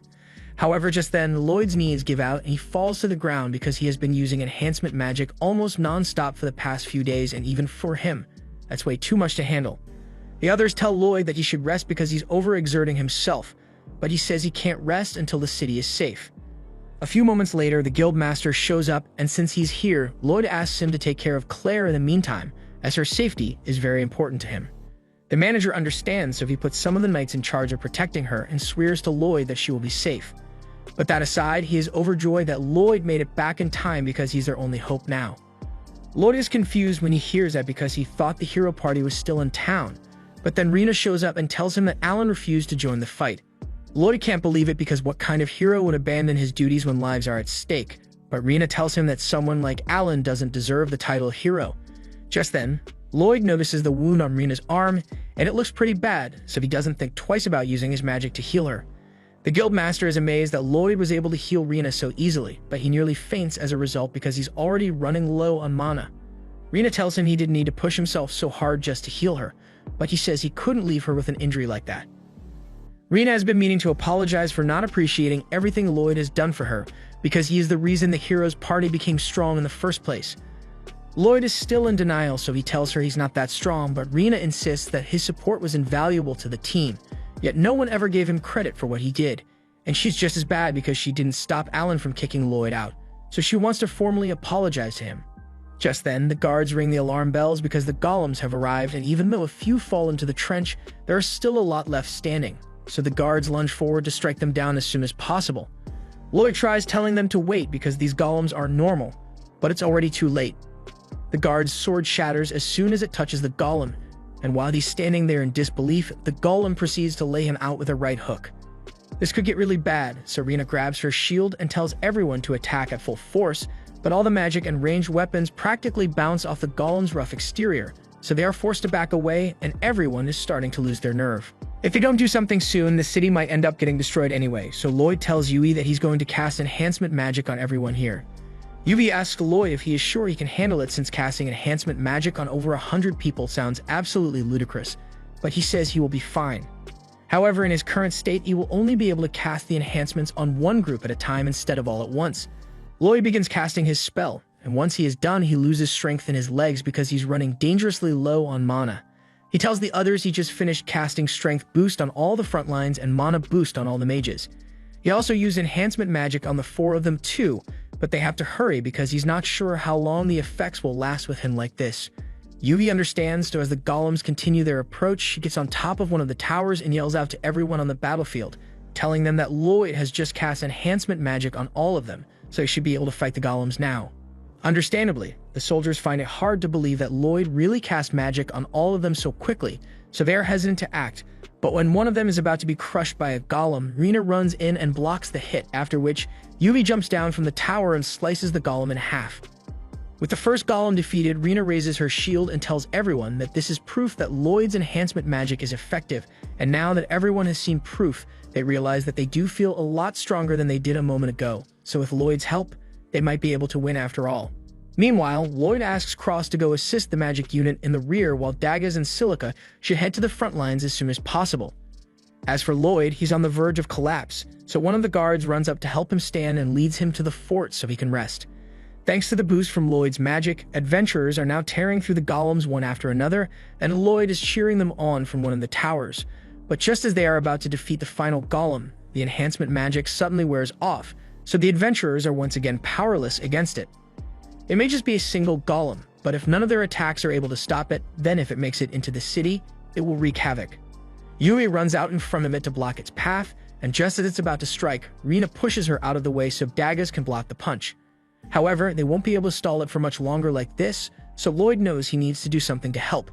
His mana reserves are almost completely dry by this point, but he somehow manages to scrape together enough energy to enhance Yui's sword. Yui realizes what Lloyd did, so she asks Daggaz and Rina to cover her for a moment. The two of them raise their shields as Yui grabs her sword, and just as they block the golem's punch, Yui seizes the opportunity to run up its arm and slice its head off. With that, the city of Ishtar has been saved, and Lloyd breathes a sigh of relief because he can finally rest now. Over in Michael's castle, the general barges in because he just found out that the beast girl they captured for their plan has escaped, and he wants an explanation. However, once Michael realized that the attack had failed, he knew the general would be upset, so he packed his bags and dipped. The general flies into a rage over this, and after he's done trashing Michael's office, he decides that he's going to kill the person who interfered with his plans. Meanwhile, back in the city, Lloyd wakes up in an inn, and shortly after, Yui comes to check on him. She's glad to see that he's awake since he was so exhausted that he has been asleep for a whole day. The first thing Lloyd does is apologize because he blames himself for not being strong enough, but Yui is getting sick of how much Lloyd undervalues himself, so she tells him to come with her because there's something he needs to see. She leads Lloyd to the front door, and when she opens it, Lloyd sees a huge crowd of people gathered outside waiting for him. He freaks out and closes the door because he's never had such a large crowd call his name before, so Yui tells him they are just here because they want to thank their savior, and it's rude to slam the door in their faces, so he should go out and greet them properly. However, by the time she opens the door again, Lloyd has already jumped out a window, and he is currently circling the block to avoid the crowd. Meanwhile, back over at Merlin's house, Will goes to pay her a visit, but just as he is about to open the door, a huge explosion goes off. Merlin then comes out and Will tells her that an explosion is no way to welcome a guest, but in her defense, she thought he was an intruder. Will doesn't mind since he didn't actually get hit, and Merlin is still impressed by how Will always manages to walk away unharmed from her spells. As he enters, Will finds Thor and Lily, two of his and Merlin's former teammates from their time as heroes, and it has been ages since they were all gathered like this. Merlin asks Will if he has any new information on how Lloyd is doing, so he tells her that Lloyd was actually kicked out of the hero a while ago. Merlin is shocked to hear that, and she doesn't understand why the hero party wouldn't want Lloyd as part of their team, but Will tells her there's no need to worry since Lloyd is now part of an S-rank team, so he's doing alright. Merlin is relieved to hear that, but there's something else Will wants to tell her, because even though he has never actually spoken to Lloyd, he has watched him long enough to know that Merlin must have had some terrible parenting methods. Back in the city, Lloyd is watching from the top of one of the buildings as tons of people flood the streets looking for him, and he still doesn't understand what's going on. Just then, his friends find him up here, and he asks them why so many people are after him. So they tell them that the people just want to show their gratitude for what Lloyd did to save the town. However, Lloyd doesn't think he deserves any gratitude because to him, what he did was the bare minimum for assistance, but Yui tells him he's looking down on himself again. He constantly seems to be setting unrealistic expectations and torturing himself for no reason. So they all tell him he could stand to have a little more confidence in himself, and for the first time, Lloyd actually seems to understand what they mean. Over at Merlin's house, Will tells her that Lloyd is way too humble for his own good, and he has no understanding of how strong he really is, so it's a miracle that he found a team who wouldn't take advantage of him. Merlin realizes she might have messed up with how she trained Lloyd, but she just didn't want him to repeat the same mistakes she made. Meanwhile, in the city, Lloyd finally agrees to go meet the crowd, and everyone begins thanking him for empowering them in the battle. So as far as they are concerned, Lloyd is the new hero of Ishtar, and as for Alan, he and the others are in deep trouble now. I'm not sure what he was thinking, but refusing to help without a reason during a crisis will automatically strip him of his hero title, so his high status is gone. And his ego refuses to let him stay in a town where Lloyd is the hero, so he tells everyone to pack their bags so they leave as soon as possible, and the girls all reluctantly follow him. The following day, Lloyd and the others are summoned to the Lord's castle, and when they arrive, they are all surprised to find Claire waiting there as well. Yui asks her if she was summoned by the Lord as well, but a few moments later, the Lord shows up and he explains that Claire is actually an honored guest here. They all sit down, and Lord Abel informs them all that Claire is actually the third princess of the Forest Empire, so she is rather important. Lloyd and the others had no idea that Claire was royalty, so this comes as a major shock to them. But that aside, Abel asks them what they think of Claire's power after seeing what it can do firsthand. Lloyd tells him that it is certainly amazing, but it is also terrifying because in the wrong hands, it could cause so much chaos. Which is exactly why Abel says they can't let her fall into the hands of the demons again. The Empire is going to want to retrieve its princess soon, so Abel has a special mission for Yui's party. He says he wants them to escort Claire to the royal capital, Sylphis, and normally, this would be a job for the royal knights, but that would draw too much attention and Abel doesn't want to risk alerting the demons to Claire's presence. It's clear that the demons crave Claire's power and Lloyd is certain that they won't give up so easily, so he and the rest of the team agree to escort her to the capital, and the following morning, they set out on their journey. 10 days go by and the group is still on their way to the capital, and Yui is starting to wonder how much farther they have to go. Daga says they should be arriving in a town soon, so they can rest once they get there, and that town happens to specialize in hot springs, so Yui asks Claire if she wants to visit one once they get there. Claire says she has never actually gotten to experience a hot spring before, and Yui screams in shock because Claire has been missing out big time. Meanwhile, the others lay under a tree and talk about how friendly Yui has been with Claire since the trip began. Part of it is the fact that Yui is just a friendly person, but it also helps keep the tension down since it's nerve-wracking to be reminded that they are technically on the run from demons. The group eventually arrives at the town, so the first thing they do is head to follow Yui's suggestion and head to a hot spring. Yui and Silica waste no time soaking in the bath, and they hardly pay any attention to how odd it is that there are no other patrons around. Claire, on the other hand, is too nervous to take off her towel since she's not used to bathing with other people, and it's a little embarrassing. Silica and Yui understand how she feels, but they tell her it's nothing to be embarrassed about since they are all girls here. Claire eventually gives in and agrees to get in the bath with them, but only on the condition that they don't stare at her too much. A few minutes later, Yui is staring straight at Claire's body, and just as Claire is starting to think she's being weird, Yui compliments her on her slim figure. She says it's fitting for a princess, but Claire is still insecure because she doesn't have mounds anywhere as large as Silica's. Yui's chest is also pretty big, but Silica says that's just because Yui got fat over the past few weeks. Yui gets up to argue, but then she remembers all the desserts and meat she has been eating lately, and it becomes clear that Silica was right, but Yui still doesn't like the fact that she's being laughed at. And while Yui and Silica are busy arguing about their chest sizes, Dagascross and Lloyd all wash each other's backs on the other side of the wall, hearing every single word. Dagas and Cross are doing their best to block out the impure thoughts, but Lloyd has something else on his mind right now. Since the demons want to recapture Claire, they are definitely going to make a move to get to her. It's unlikely that the demons will be capable of launching a full-scale attack within the kingdom, but a smaller elite unit is much more plausible, so Lloyd needs to develop some countermeasures. The original plan was for the group to stay in town for one night and get back on the road tomorrow morning, but Lloyd calls a meeting and tells everyone that he'd like to spend the next few days in this town because there are a few preparations he needs to make. Daga says he also wants to stay in town since he was planning to upgrade his gear, and Silica says she could use the time to experiment with her magic a little, so she's on board as well. As for Cross, he doesn't really care what Yui decides since he's fine either way, but with the majority of the group wanting to stay in town, Yui agrees to put a hold on their departure for a few days so everyone can make preparations.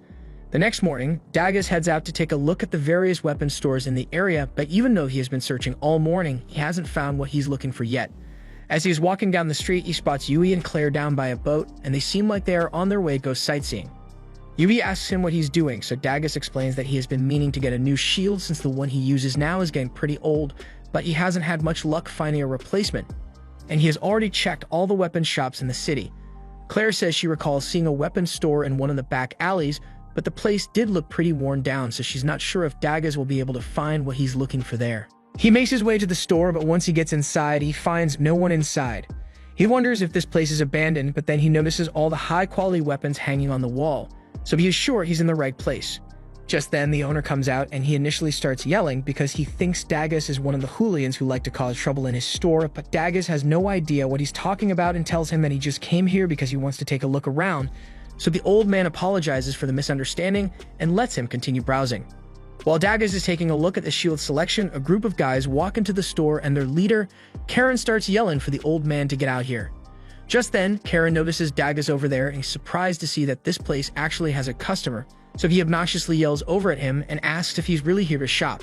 Dagas has no idea what these guys are up to, but he confirms that he's here because he wants to buy a weapon.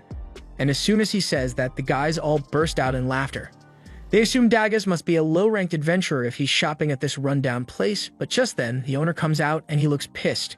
Karen smugly smiles at the owner and asks how business has been treating lately, but he already knows the answer to that because he has been making sure to interfere with the man's business every chance he gets. From what Dagas has heard, he realizes that Karen and his gang must be harassing the old man, so he steps in, but Karen's buddies tell him he had better mind his own business because Karen over here is an A rank, and there's no one in town who's stronger than him.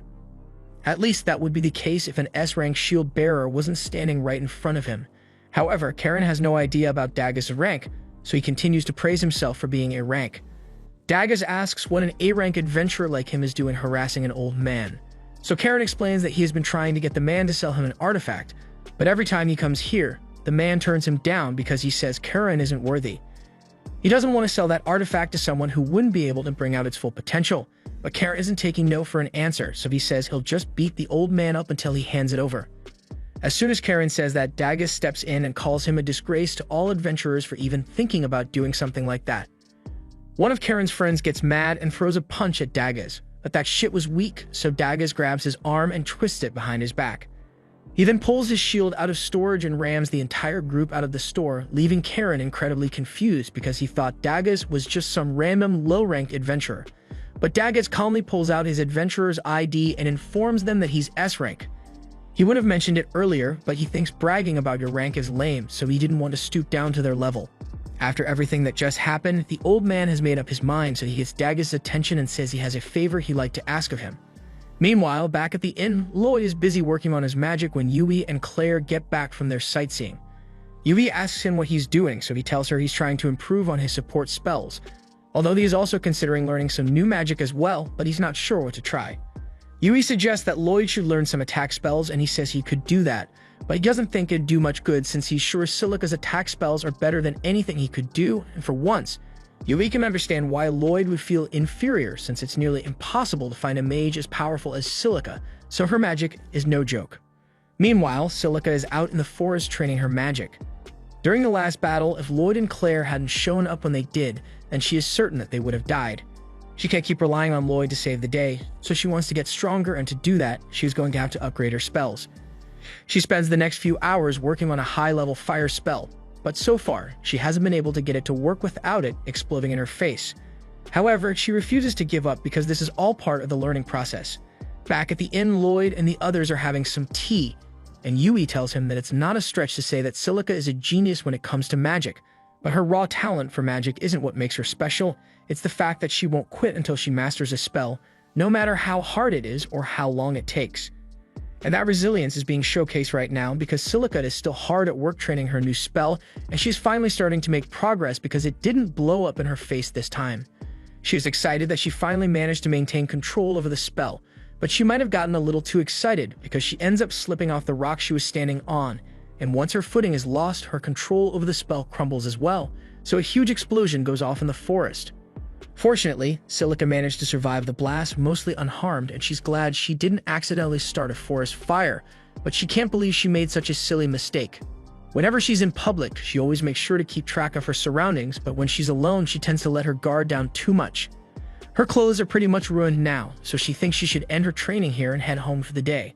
However, a moment later, she hears something rustling in the bushes, and the first thought that goes through her head is that it might be a monster, in which case she's screwed because she pretty much already used up her magic reserves, but fortunately, it turns out to be Dagger.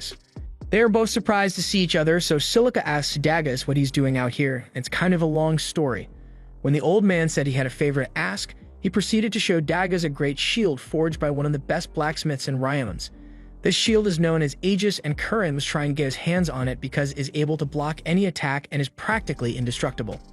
Dagger could tell at a glance that the shield was special, but the old man tells him it's very heavy, so most adventurers wouldn't be able to wield it properly. That's why he refused to let Karen buy it, because he couldn't bear to see such a work of art go to waste in the hands of an incapable adventurer. Plus, Karen was really annoying, so he wouldn't have sold it to him even if he was strong enough to use it. However, it's a different story with Dagger, so the old man says he's willing to just give the shield to him. Dagger is surprised and asks if it's really okay for the man to give away such a valuable shield, and the man says it's fine, but he does have one condition. Since earlier this morning, people have been hearing strange explosions in the forest, and they are all too scared to go check it out, so the man wanted Dagger to investigate in exchange for the shield. Silica knew the explosions were loud, but she had no idea her training was scaring the townspeople so much. However, Dagger points to the giant crater in the ground and tells her it's hard not to be scared when spells capable of that much damage are being thrown around. After that, Dagger takes Silica to the old man, and she apologizes profusely for all the trouble she caused. The man says it's alright since Silica did fix the crater she created, so there was no harm done. He tells Daggis he can take the shield now, but he doesn't think he actually earned it since his friend was the one behind the disturbance in the first place. However, the man still wants him to have it anyway because he respects Daggis as an adventurer. After returning home, Silica and Daggis tell the others all about what happened today, and Daggis shows them the shield he was given. They are all impressed that he managed to acquire a legendary shield and amazed that Silica has already mastered a new spell. Yui then asks her to demonstrate it later. Seeing Daggis and Silica improve their capabilities so much in one day makes Lloyd want to grow even stronger to keep up with them, and Cross is feeling a bit left out since he didn't do much today. Yui tells them there's no point in rushing since she's sure they'll all continue to grow stronger. But in the meantime, she says it's time to get some food, so she drags Claire off so they can go to a restaurant together. The next morning, Cross takes a walk through town, and he's putting some serious thought into what he can do to get stronger. He can't let himself fall behind the others in strength, but getting a new weapon or training in the woods wouldn't make much of a difference for him, so he's not sure what to do. Just then, a young boy happens to bump into Cross, and he apologizes for the mistake, but Cross tells him not to worry about it since it's not a big deal. He notices that the boy has an adventurer tag around his neck, so he asks him if he's registered with the guild. The boy confirms it, and when he finds out that Cross is also an adventurer, he says he has a request and asks Cross to join his party. Normally, Cross would have turned him down, but the boy looked so desperate that he couldn't bring himself to say no.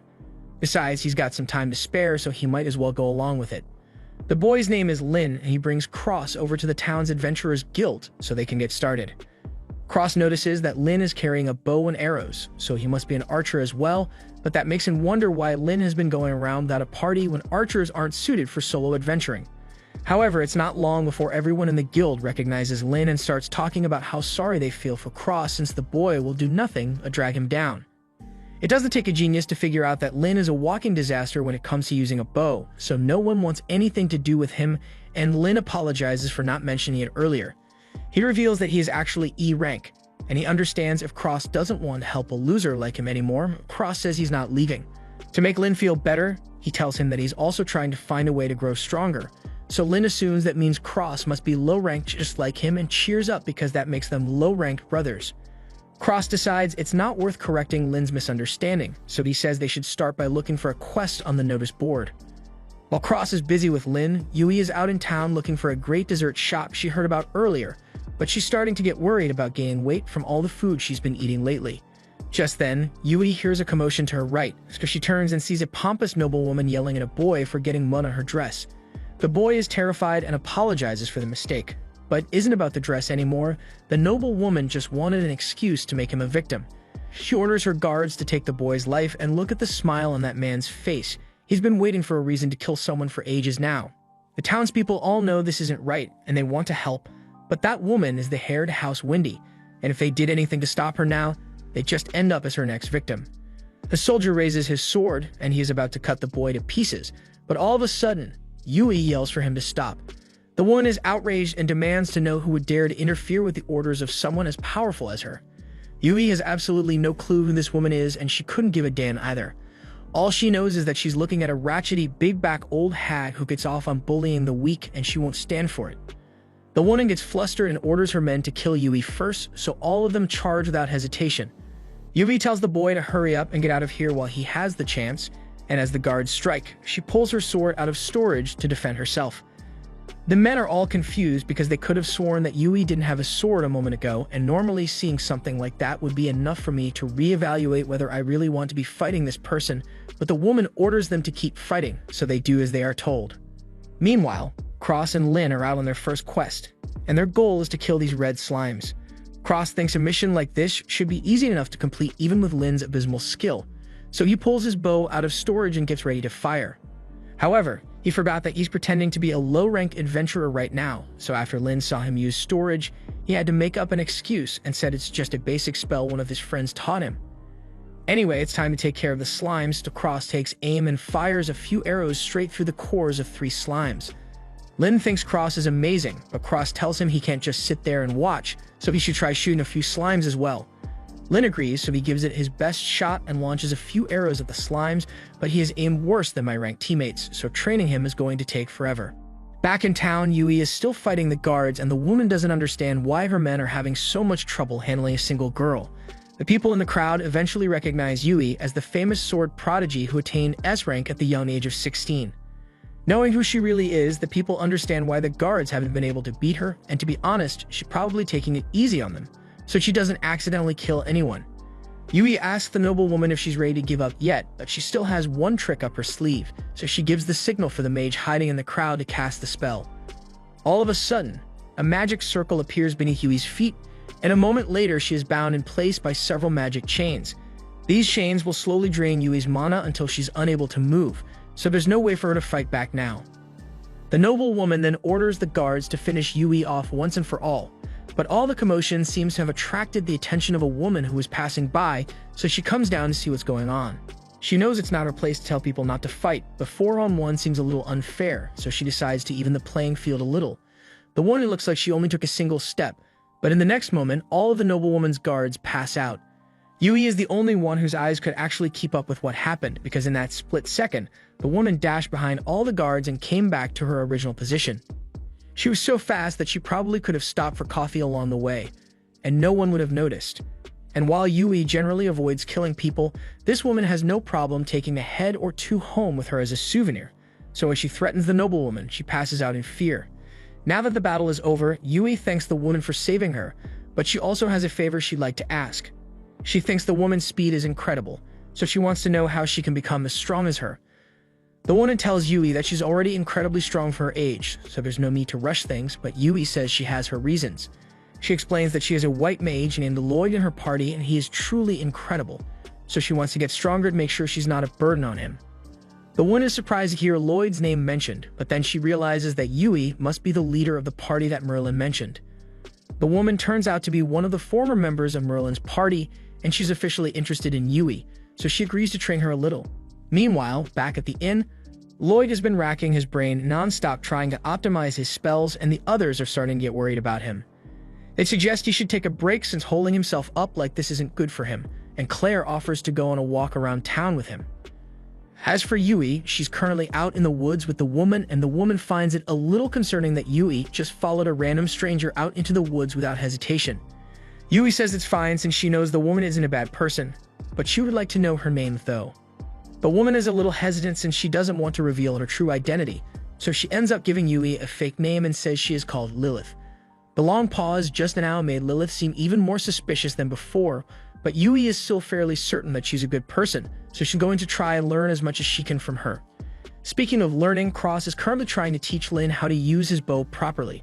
After getting a few pointers, Lin actually manages to graze one of the slimes, and this is great progress, so Cross asks him to try aiming for the core next time.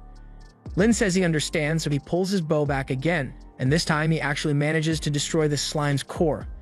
Cross is amazed because he honestly thought Lin was hopeless at first, but he's a surprisingly quick learner. As for Yui's training, Lilith says her first lesson will be to cut down that tree over there. That seems easy enough, but then Lilith adds that Yui has to do it from this spot without moving her feet. She thinks Lilith must be joking because something like that isn't possible, but Lilith proceeds to demonstrate the technique and fell the tree in one slash. She explains that you just need to coat your sword in mana and swing as hard as you can, and it'll work out, so Yui is eager to give it a try. Meanwhile, Lloyd and Claire are out having a snack while they soak their feet in the hot spring. Lloyd is glad he got a chance to take a break from all his magic research, but speaking of magic, there's something he's been meaning to ask Claire. He has had his suspicions for a while now, but first, he wants to confirm whether the magic she used to control the monsters was ancient magic or not. Claire freezes up a bit since she wasn't expecting Lloyd to find out about that, but she does admit that it is indeed ancient magic. That's pretty much what Lloyd expected since magic as impressive as that couldn't have been developed in the modern era, but that leads him to his second question, so he asks her if it would be possible for him to learn how to use the magic as well since it might help him with his magic research. But Claire tells him he can't. An ancient magic user is said to only appear once every few centuries when a suitable child is born, and anyone who attempts to use it without having the innate talent faces severe backlash. There are even records of a man who used ancient magic to save a village and lost his life as a result, so Claire tells Lloyd that he can't go messing around with it. Back with Cross and Lin, they finally managed to clear out all the slimes, so their job here is done. This would have been done a lot sooner if Cross could reload his bow instantly, but that's just one of the natural limitations of being an archer. Anyway, he tells Lin they should go down to retrieve the slime material, but just then, Lin spots a giant spider. That thing is a high-level monster, so Lin says they should get out of here. But at this rate, the spider is going to eat all the slime material that they worked so hard to collect. Cross refuses to let all his effort go to waste, so he takes a shot at the spider's head, but a single arrow isn't going to be enough to damage it. Just then, Lin comes up with an idea and tells Cross to try rapid firing. Cross tries telling him that's not possible, but Lin tells him to shut up for a second and start using his storage spell more proactively. Cross had never even considered that before, but he decides to give it a try, and after firing one arrow, he uses his storage spell to summon another arrow in its place, effectively eliminating his reload time and allowing him to pierce the spider's shell. As for Yui's training, she's been practicing the mana slash all day, but she can't seem to get the hang of it. Lilith can see that she's doing her best, but she might need a little motivation, so she lets herself get attacked by a roaming panther, forcing Yui to jump in to save her. She finally managed to perform the technique and she is extremely happy, but she also exhausted herself with all the training, so she passes out a few moments later and Lilith is forced to catch her. That night, Lloyd and the others are all sitting around the table, and they are starting to get worried since Yui isn't home yet, but just then, Lloyd hears something at the front door, and when he goes to check it out, he finds Yui laying on the doorstep, and around the block, we see Lilith walking off into the night. The next morning, the group is set to resume their journey, but Lloyd seems really upset. He feels bad because everyone else managed to learn such amazing skills, while the only thing he managed to do was optimize all of his spells, learn a few new attack spells for large-scale battles, and develop an original search spell. Somehow in Lloyd's head, none of that is as impressive as what the others did, and the group is really getting sick of how little he values himself. Over in the demon world, after his plan to conquer that town failed, the demon general was forced to report just how much of a failure he is to the demon lord.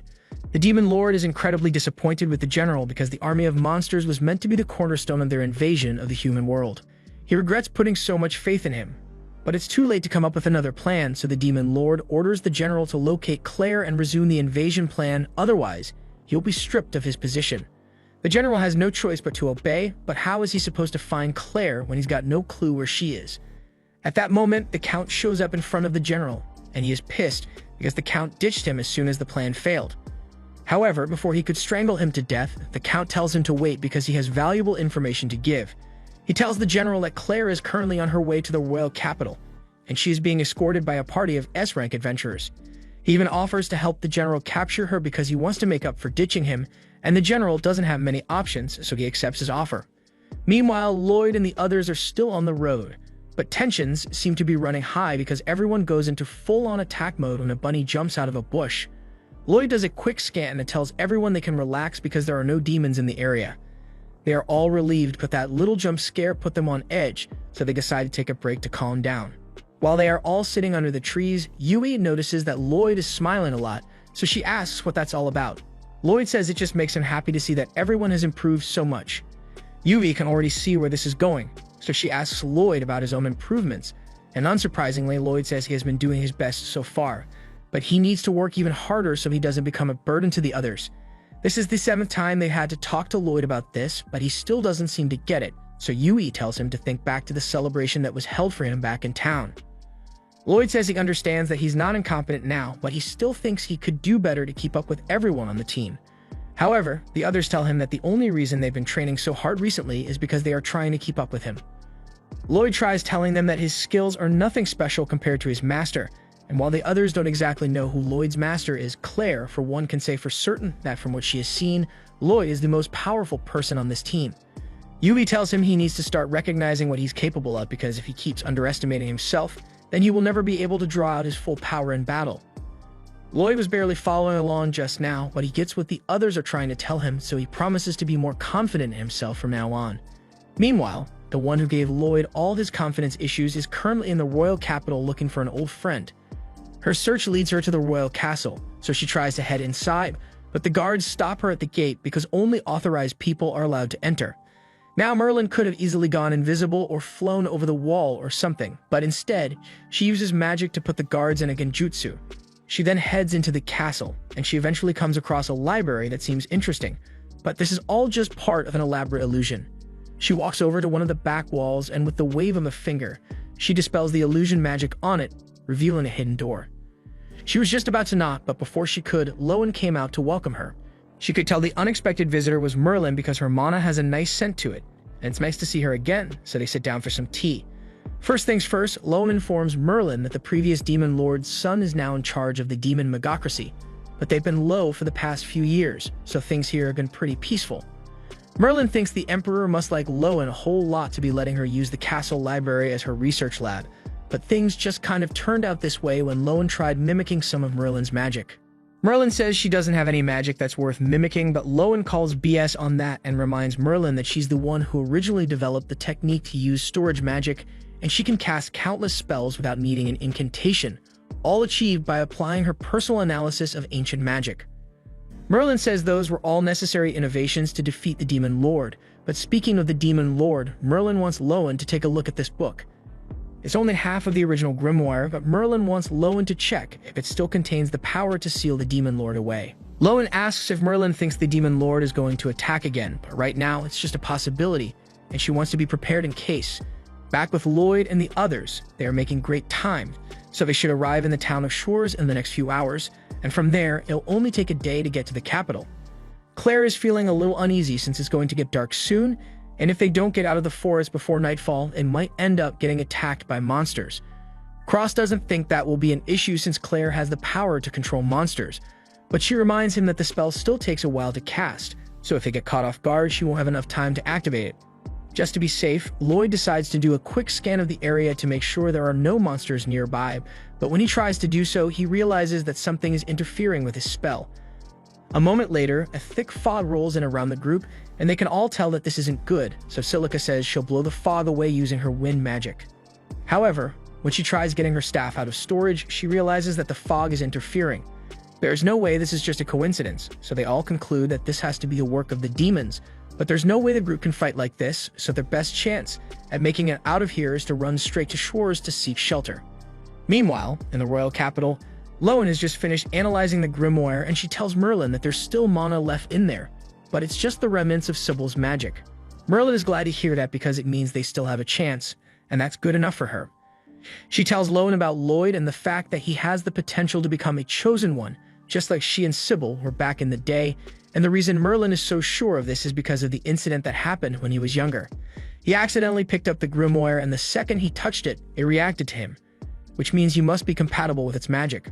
Once Merlin found out that Lloyd was a chosen one, she decided to raise him so he would become stronger than she or Sybil ever were, and to do that, she constantly gave him tasks that were beyond his ability.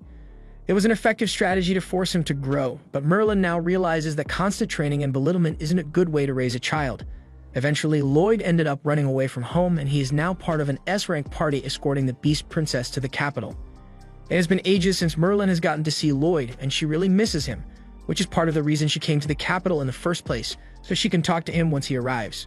Meanwhile, on Lloyd's end, he and the others had just arrived in Shores, but for some reason, the city seems really empty.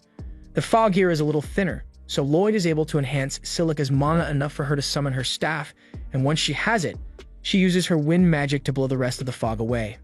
However, as it clears, the group spots a bunch of demons standing in the middle of town. Claire immediately recognizes Gris as the one who kidnapped her, and it's clear that he's here to try and capture her again, so Lloyd tells everyone to get ready for a fight. He puts Daggers in charge of protecting Claire, while Cross will be sniping from the tower and the others will deal with Gris's troops. Yui starts by using her Mana Slash to take out a bunch of the demons, and Silica would love to use her Flame Burst to blow the rest to bits, but she probably hurt her allies in the process, so she's going to have to stick to regular fire blasts. Fortunately, Cross is there to make up for the missing firepower by shooting a couple of the demons, but when he tries shooting Grist, his arrows bounce right off him. Yui steps in and attempts to take him down with her Mana Slash, but Grist barely flinches and goes straight for Claire. Daggers blocks Grist's strike, and Yui tries to take advantage of the opening by sneaking up behind him, but when she brings her sword down, it doesn't make contact for some reason. Lloyd realizes that Grist is using mana as armor to protect himself from their attacks, and Grist is impressed that he was able to figure it out so quickly, so he assumes Lloyd must have been the one who interfered with the attack on Ishtar. He jumps into the sky and prepares to attack Lloyd, but since he's so far away, it gives Silica the perfect opportunity to hit him with a Flame Burst. That was the most powerful spell she's got, but it still wasn't enough to get through Grist's mana armor, to be still in one piece, and they are running out of options. The remaining demons begin to surround them, but all of a sudden, ice magic begins to erupt from the ground, and all the demons in the area are frozen solid. The one responsible for all this is the ice hero, Therian, and he says he's here to make sure Claire is safe. Meanwhile, up on a nearby cliff, the Count is starting to worry that his plan might fail again, so he prepares to create more magic-dampening mist, but before he could do so, he is interrupted by Will. The Count is surprised that someone managed to find him all the way up here, so he asks him what he wants, and Will says the mist he's making is really inconvenient, so he came to cut it off at the source. Back in the city, Therian jumps down to meet the others, and he tells them they are ridiculously weak for S-rank adventurers, but he will give them credit for keeping Claire safe till now. Claire runs over to him in excitement, and when Lloyd asks who this guy is, she explains that he is her childhood friend Therian, the ice hero. The others are surprised to learn that Therian is a hero, and Lloyd asks if that means he's the emissary who was sent to collect Claire, but that's not the case. In fact, Therian technically isn't supposed to be here, but he couldn't stand the thought of leaving Claire's safety in the hands of a bunch of lousy adventurers. Claire tells Therian that talking like that to the people who saved her life isn't nice, and he clearly has a soft spot for Claire, so he calms down for now. Just then, Grist manages to break free from Therian's ice, so Therian tells everyone to stand back because he's going to deal with this on his own.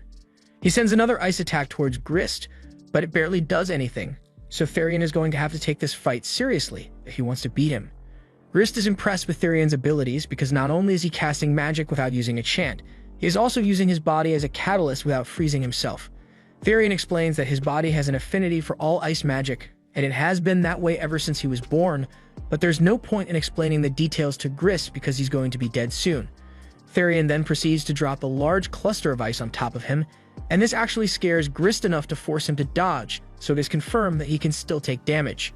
Therian then proceeds to launch a destructive barrage of ice at Grist, forcing him to run all over the place to dodge. However, Lloyd notices something going on with Grist's fist, and he soon realizes that he's preparing to use a concentrated mana punch. He knows how destructive that technique can be, so he warns everyone to take cover, but it was already too late for Therian. Grist had already closed in on him, so the only thing he could do was respond with an ice-infused punch, and the resulting blast is so devastating that Will could feel it all the way up on that cliff. He had no idea Grist had a trick like that up his sleeve, so it really caught him off guard, and while he was distracted, the Count managed to escape. Back in the town, Lloyd checks on everyone to make sure they are alright, and he can still sense the consciousness of his party members, but he has no idea what happened to Claire and Therian. He starts looking around for them, but to his horror, he spots Grist with Claire in his arms, and he has already gotten an airship to escape with her. This was the end of episode 10. Subscribe to not miss the next part.